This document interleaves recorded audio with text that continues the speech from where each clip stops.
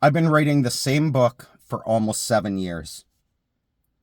128 pages, 30 to 40% of those pages are still in point form, and I need to fill in the details.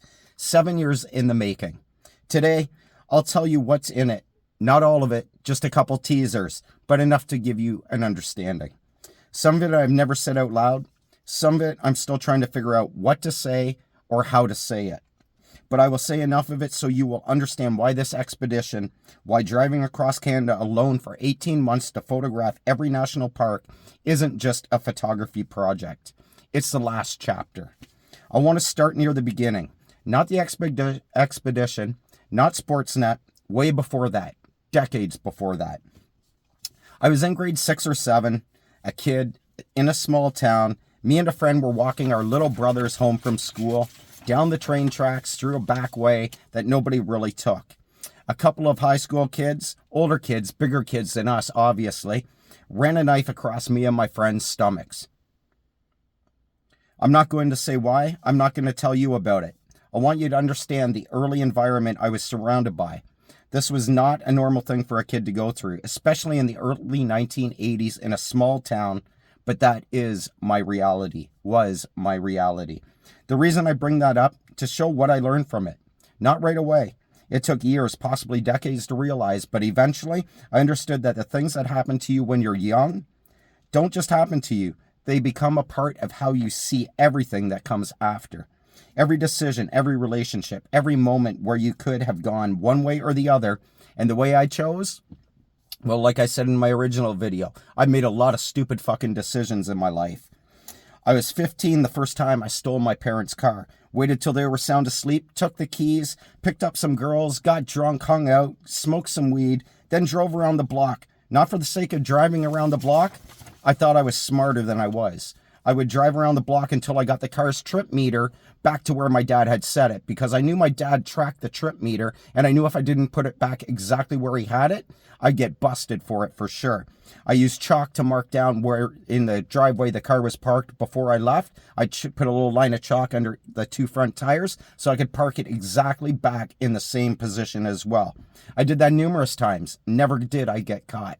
Never once did I get caught. There are hundreds of stories like that, possibly more.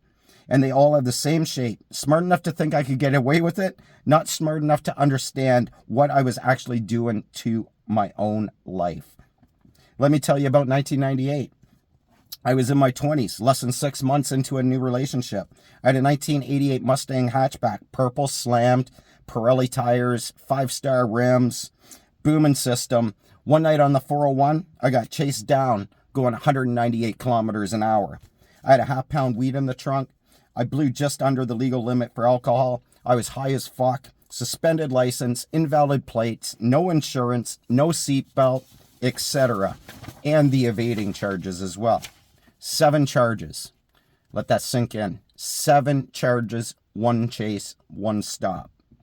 And then there was the raid. 15 cops, warrants, the whole 9 yards. I felt like I was in an episode of fucking Cops or some bullshit like that. I'm not telling you this to shock you or make myself look good or more interesting. It's in the book, and the book is an honest, straightforward reflection of my life. And if I'm telling you about the book, I have to be straight up with you about what's in it and all the good and bad that it is involved, basically. I've been homeless twice. The first time wasn't that bad at all. I bounced around between friends' houses. And shit. Bad enough, but if I'm being honest, I also had a lot of fun during that times too. For the few days you're at your friend's house, you don't think about the fact that you got nowhere to go after their parents get sick and tired of having you there.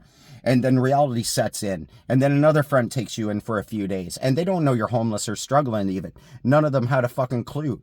They just thought I was trying to hang out and spend some time. Reality was, I had nowhere to fucking go. The second time was different. Almost a year without having a place.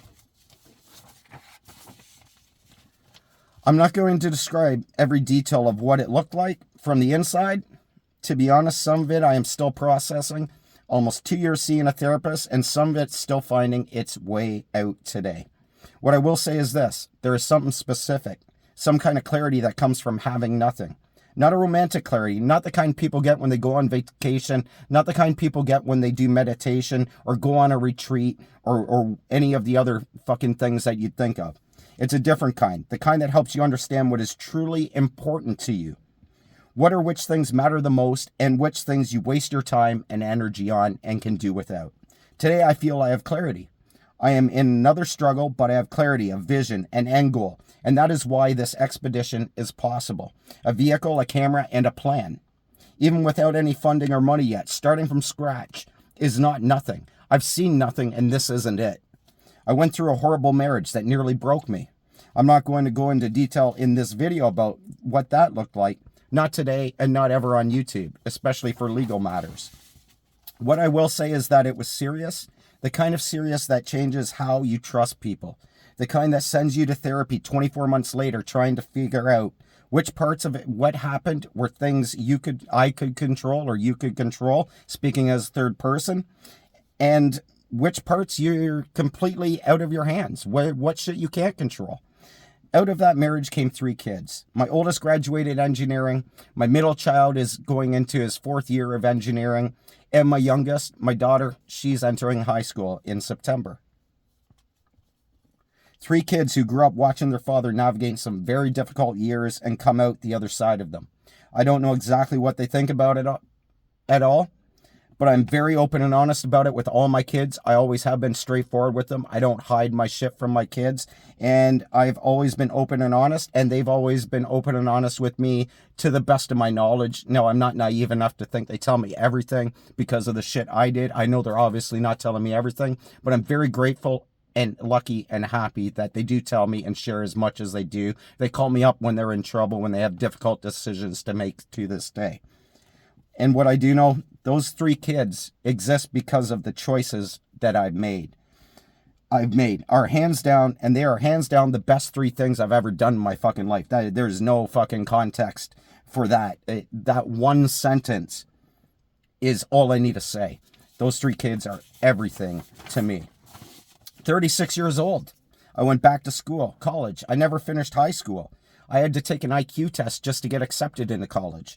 It was the Wonderlic test, for those of you familiar with the Wonderlic test, and I scored a 32 or 33 out on it. I forget what it is, what it was. It was one of those 2, and I'm sure my teacher or the president of the College of Sports Media will be able to share that. My classmates were between the ages of 23. There was a couple of students that were in their late 20s, but I was definitely the only one pretty much outside of their 20s for sure, and one of only 2 that might have been over 25. I could have been a father to them. And boy, the jokes were fun, because sometimes I'd use that and I'd say, yeah, well, I did fuck your mom, because I was old enough to. And you might be my kid, so respect your stepdad type deal. All those sort of fucking jokes I love. I didn't say them to everybody, but there was a handful of students that I knew I could fuck around with and joke around with that were pretty cool, and I took full advantage. I showed up, I did the work, not because it was easy, because it wasn't, especially at my age with no high school and being out of school for so long. I had no internet at home, so I'd have to show up to school early or stay late just to be able to do the research and complete the projects and assignments that I had to do. Did I fit in? Not exactly. I was a broke fuck with students young enough to be my kids, and the majority of them came from, how can I say this? Let's just say their families weren't financially struggling the same way I was. But because I understood that the opportunity to learn something is never guaranteed, that you can reach 36 without it and realize the gap it left, and it's worth sitting next to someone young enough to be your child to close that gap. Sorry, I'm all over the place. My bad. To close the gap. In between my 1st and 2nd year of college, my youngest was born. So my ex was pregnant with, my baby mama was pregnant with our 3rd child while I was going to college. And our family income was only $25,000 for the years I was in college. And that's with 2 kids, her pregnant, and then my 3rd being born while I was in college. So you want to talk about learning how to budget financially? That really teaches you something. But during my 2nd year, my high school rugby team was inducted into the Barrie Sports Hall of Fame. So I'm in the Barrie Sports Hall of Fame. All of us on the team are all honorary inductees into the Barrie Sports Hall of Fame. I still have my certificate. Maybe I'll flash that up. Maybe I'll post that in the video. if I remember, sorry, out of that decision, I was able to spend 12 years at Sportsnet, behind a camera, covering sports, Tim and Sid show, working behind the scenes. I got to go to so many Leafs playoff games, Raptors playoffs, sitting in Jurassic Park, doing the show live. I got to attend Jays games, MLB, like you name it. I did so many Jays home games right there live at the Rogers Center. A career in sports television that I built from a classroom full of kids who hadn't lived long enough yet to know what they were working toward. I knew exactly what I was working toward because I had already seen what it looked like when I didn't have it. I will get better at my script reading. I apologize if this sounds too ready. So why am I telling you all this? Because almost 7 years ago, I started writing a book, and I've been writing it in the spaces between everything else. Between jobs, difficult periods, divorce, between the parts of life that don't leave you much room to think or breathe. 128 pages, 7 years. What I've realized, what I've understood while writing it is that I can't finish it from where I've been sitting. The last chapter of this book can't be written from the same place the first 128 pages came from. It needs to come from somewhere else. It needs to come from a vehicle on the Cassiar Highway at 11 p.m. with the aurora overhead. It needs to come from a Zodiac off Tofino, watching a gray whale surface 20 meters away. It needs to come from standing at the signpost forest in Watson Lake at 60 degrees north and understanding that I drove here from Kingston, Ontario, alone, with a camera and a plan, and nobody can take that from me. And by the way, if somebody wants to go with me, I'm open to that, but this trip is all being planned by myself. The expedition is not a break from the book. The expedition is the book, the last chapter, the one I couldn't write until I lived it.